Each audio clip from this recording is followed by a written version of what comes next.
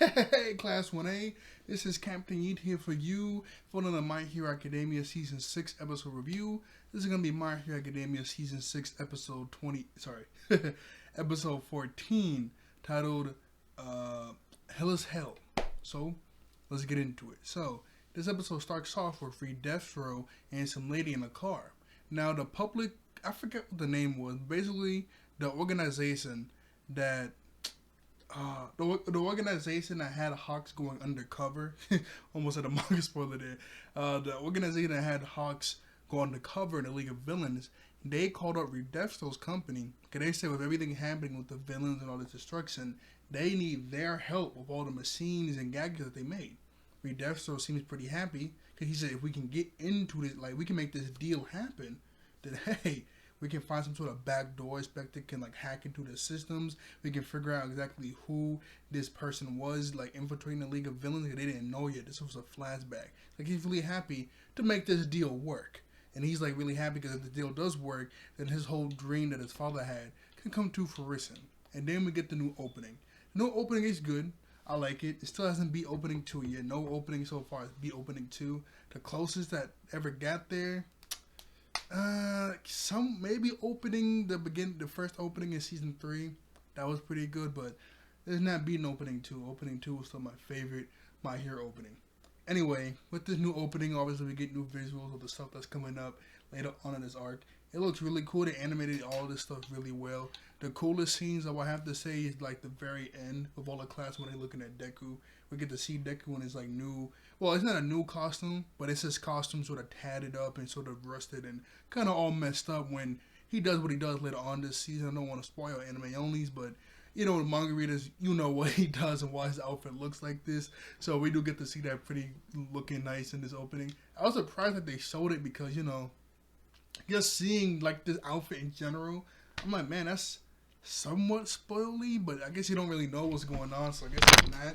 And they gotta show something in the opening, so you know, it's kind of suck. They didn't show too much, but they did show Deku, they show everybody, and it looks really nice too. We also get to see a new character, which is her, that's gonna show up in a second. Boom, she's a really cool. I don't want to say her name. Her name's not really a spoiler, but you know, I don't really want to say it right now.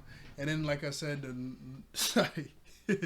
Like I said, the other thing that looks really cool at the end of this opening with all the class 1A looking at Deku and Deku's charging towards them. Not like in a like evil way, but oh, dang it. This was the exact scene I wanted to show too. Okay, I rewinded. But this opening was pretty good. And also we get a new ending at the end of this episode 2. The ending tag's too bad. I really like it. There's not really a favorite ending that I have in My Hero. I mean, all the endings are really good. It's not like a favorite one. I guess I have a favorite opening, which is, like I said, opening 2. Anyway, here's a cool scene. It's going to come up right after this. With his mask is like just dissipating. Shigaraki dissipates. And you see a little kid of Shigaraki. Deku holds out his hand for the little kid of Shigaraki, Tenko. And then you see all of Class 1A standing, looking at Deku. And then Deku's like, throws his hand up like All Might. That looks really cool. I like this. This is probably going to be the thumbnail. If not this, then it's something else that I'm looking at right now. But this is probably going to be the thumbnail if I can find a good picture of this. Anyway, after that, we cut to the meeting actually happening with the lady that Hawks was talking to about him going undercover in the League of Villains, and that guy from season 3 when all the students had to go do their class or their provisional license exams. The guy that was really sleepy because he was working so much. He comes in there too. Anyway, obviously, they know who Redefsto is. Because of all the information they got from Hawks. So this was really just a setup. They didn't really want to talk about gadgets and stuff. This was a setup. So they all point their guns at Redefsto. Obviously, he gets mad. Then we cut to the aftermath with half the building, not like the whole building, but just that floor destroyed. Redefto's in his bulky state. His assistant that was with him died. Also, the lady that was talking to Hawks to go into the League of Villains, I don't know if she's dead, but she does have blood on her head, and so does the other guy. Anyway, Redefsto turns out to be a clone. And you could probably hint at this, him being a clone, because while they're in the car, Redefto says, the other me is really happy right now. Obviously, you know, that was a pretty good hint that, you know, this is probably a clone of Redefto. that I've made by twice. I remember when this scene happened in the manga, I was very confused what was going on. Because I guess I just didn't read the little box that said this was like in the past or not, but it was really confusing to me. It was really confusing. Redefso doesn't really say anything while he's disintegrating in the mud. All he says, well, he was surprised that the heroes were going to do a setup because heroes are supposed to be about honesty and integrity. But he was like, hey, it's whatever. I guess we are kind of bad in your eyes, but liberation will come one day. Then he fully turns into mud. And then a good chunk of this episode is just recap. It's literally just recap. You just hear Deku narrating, and he's going over the report that the heroes made to the public about this whole war going on. And we already know the whole war going on, like the past 13 episodes. We've been talking about the war. You know, at the beginning of the war, you had two teams, Gunga Island, Gunga Mountain, and the hospital raid. While the hospital raid was going on, Deku's group was evacuating the people in the town. The hospital, they were supposed to capture Garaki. They did do that, but there was a ton of Nomus there. They had to fight the Nomus. There was a secret underground laboratory with Nomus and Shigaraki. They bust in there. It became a battlefield. Miracle fought 5 hyenas. He was able to break the container with Shigaraki in it, but wasn't able to completely destroy like all the machinery and stuff around him. Until eventually, because of that, he woke up and then he just disintegrated this whole, a good chunk of this town with just ease. And then Shigaraki got revealed to be superhuman. Obviously, he has regeneration, super strength, and it took all the heroes and all their might to just fight him. And obviously, with the Gunga Mountain situation, they had to fight everybody there. Twice got killed by Hawks. Dabi injured him really badly. Tokuyami was able to save him. Ganshomakia got released, grabbed the League of Villains and started to run away.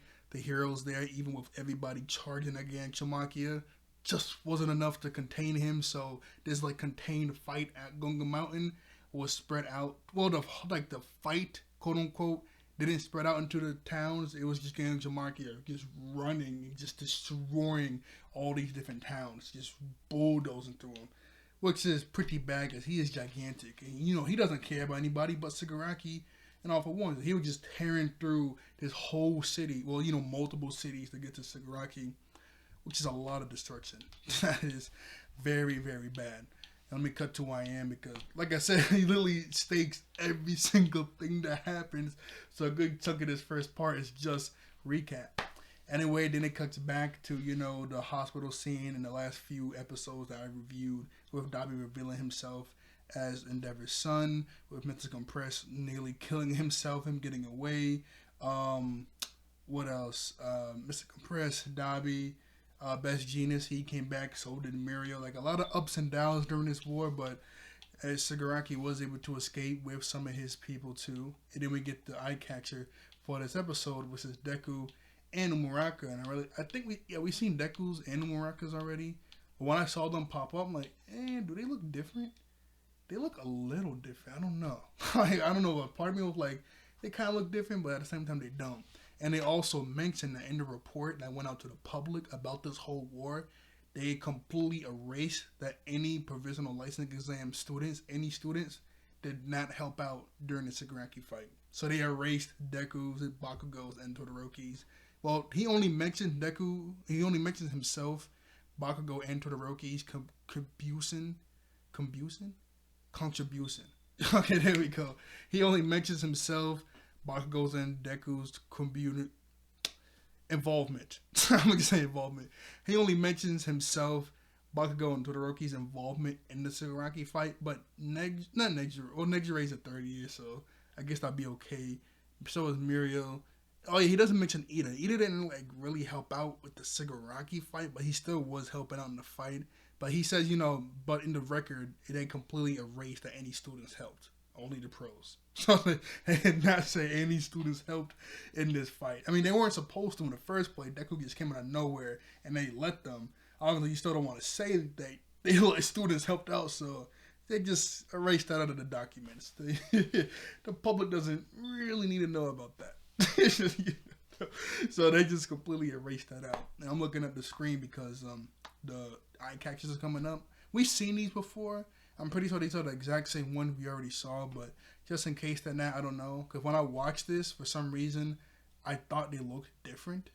It kind of looked different too. I don't know, maybe. I guess I can continue reviewing the episode.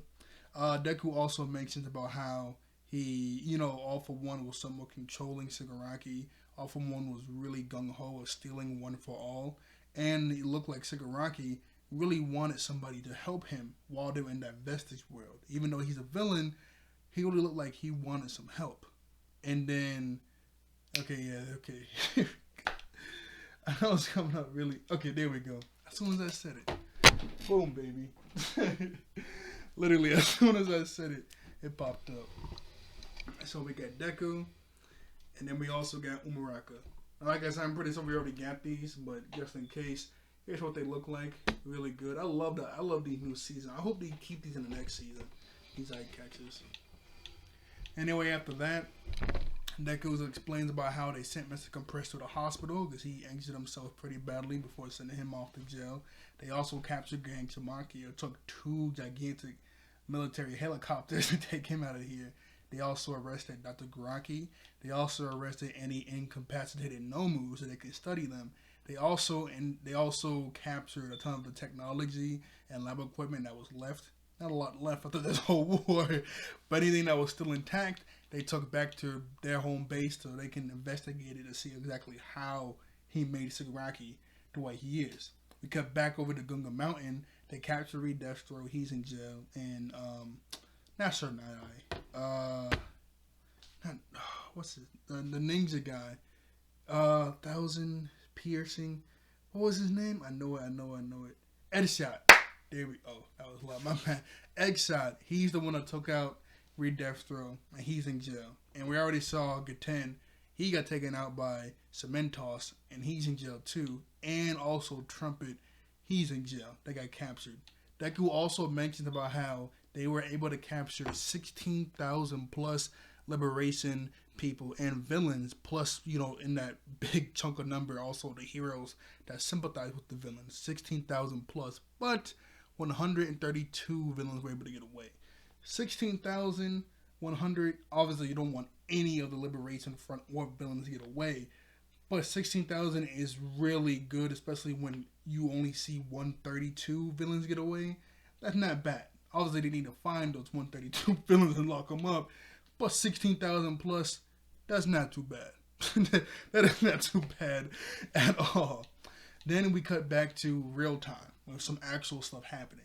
Now, when we cut back to real time, it cuts back to the city that was the part of the battlefield where the hospital was. And there's just civilians everywhere crushed under rubble that are hurt, that are yelling and screaming for help. So a buttload of police officers and villains go to the city to help out, to help them get them out of there, evacuate them, and get them to the hospital. And we cut over to these 2 little kids, a boy and a girl. Now the boy is stuck under some rubble. The little girl's trying to help him out, but obviously she's not strong enough to lift the rubble. A little piece of debris falls, it's about to fall on them, but Suyu and Umuraka are able to jump in and catch them and get to them safety. Suyu takes the 2 little kids over to the ambulances. Hospital machines.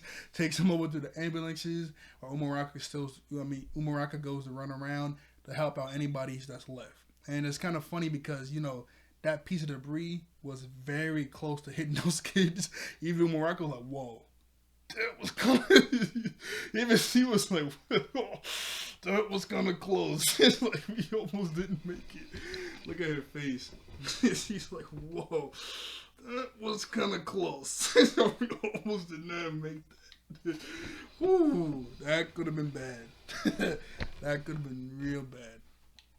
Anyway, Umuraka, he goes to help this guy's wife that's stuck under some rubble. She runs around helping a ton of people that's stuck under rubble and just stuck in bad situations. And she says, I need to help everybody, as much people as I can. I have to. And while she's helping this one guy, we cut over to like the little tent that's propped up for like evacuees to get help and treated. And there's just so many there, the doctors can't keep up. This one guy brings a guy, he goes, Doc, he's unconscious. What are we going to do? He goes, lays him over there. He goes, what? He said, look, I can't, I'm only one man. You're bringing so many people. I can't treat everybody. We can't save everybody. We got to treat everybody that can be treated right away. Anybody like that that's unconscious, just lay them down. I'll get to them eventually. There's just too many people. I'm only one man. It's just so many people. It's ridiculous. And we just keep cutting over to different parts of this whole battlefield of people just helping out people. Well, I mean, heroes helping out people. Until eventually we see Umaraka helping this lady up. And while he's helping this lady up, she overhears a hero in the distance saying, I give up. And she looks to the side and he goes, I can't do this anymore. This is crazy. I quit. I don't want to be a hero anymore. And Umaraka's face is just stunned. Like she doesn't say anything. You just hear the music. She doesn't know what to say. She's just shocked that somebody sees all these people in need and just quits. Doesn't want to help them no more. And she's just really shook. And this scene is beautifully animated. Okay. Well, that shot was beautifully animated. Like, this looks beautiful. Look at this. Just her face is shocked and awe of what he said. I mean, that looks nice. That is beautiful. Like, if I can't get a good picture at the beginning, this will probably be the thumbnail. I'd be like, this looks good. That looked really good in the manga too. That scene, that looked really good too. But that was nice. Then we cut over to Gunga Mountain, and it turns out this sucked. That Miss Midnight, she died when that one villain, well, multiple villains jumped her. She died. They didn't specifically say what happened in here, but in the manga they do say that multiple villains found her because I don't know why he killed her. She was such a good hero. I don't know why he killed her. But Miss Midnight, she died, and Mina, Kirishima, and Sato found them, and Momo. And the reptilian girl from Class 1B comes over, and she says Mystic has died too. And you just see them crying and trying to wake up Miss Midnight, because obviously they don't believe that she's dead, because it's actually a sad scene. This is just... Oops, my bad. I was being serious. I'm so sorry. I did not mean to click out like that, but she died. I think in the manga, I'm pretty sure. Cause I remember it. I remember she fell off Gangtamakia, and she was really hurt because all the rebel hit her. And then up until they showed her died, I kept saying like every chapter review, where the heck is Miss Midnight? Because we just saw her getting jumped after she got badly wounded. And then the Horikoshi just cut away. I'm like, what the heck is Miss Midnight? And then he killed her. And then in the manga, they specifically say that, a group of villains found her laying there. She tried to fight them off, but they just beat her to death. And I was like, oh my goodness. That was sad. The fact that they just... my bad, yo. I don't know. I liked her. I don't know why he killed her. Especially in that kind of way. Anyway, the last scene of this episode is them going over all the hero deaths. Then we cut over to a few people around like Japan trying to think about how, some people are really mad at Endeavor because of the whole Dabi thing. And they don't really believe in heroes anymore. Then we get this nice little cameo from those two little kids that Bakugo and Todoroki met during the extra classes they had to take to get the provisional license exam since they failed the first time. We see that little kid that was sort of like Bakugo, and the other little kid that Bakugo talked to that was like really really rich and everything. He's looking at his phone. He goes, "Oh no, this is bad. What are we gonna do?" And then that one hero that was talking to Todoroki that kept like flicking. I don't know what they were on his like belt, but the little metal things that like flopped. He called them weenies. He was like, "Hey, come on, man! Explosion guy and 5 weenies got this. They're gonna have everything under control soon." I like that little scene with them. I don't think that was in the manga, but them adding them in and like talking about it, that was pretty cool. I like that. And then the very last scene of this episode is All For One like really happy that the hero's trust in society is going way down because it's a whole war. And he's talking like telepathy to Sagaraki's body, and he fully took over Sagaraki's body. We cut over to Sagaraki's body, and you hear All For One's voice talking to Sagaraki, and he goes, "All right, subordinates, you guys just stay here for a while. I mean, you guys just stay here for a while. I'm not going to let this body rest just quite yet. No move. I got a task for you. Free my real body." And then we get the credits. And then the new ending is just Deku running past the whole series. That's really what it is. You see Deku running, and while he's running, you see like the images from the whole series just fly by like this. Like, you know, that's pretty cool. The first part with Deku really big and he was in his middle school uniform, and then the rest of the series just flashes by him while he's in his little white form. That's pretty cool. And the song is pretty nice too during this ending. But hey, that was cool. And that's the episode here for you today. I didn't think this was gonna last so long because, you know, most of it was just recap. But we did make it to 20 minutes. I did not think I was gonna make it to 20 minutes. I thought I was just gonna make it to like 11, maybe 15. But hey, 20 minutes not too bad. I mean, that's normal anyway. So, like, share, and subscribe. I'll see you all later. I thank you all for watching. I thank you all out there for being wonderful human beings. And I'll see you guys next time. Bye-bye. All right.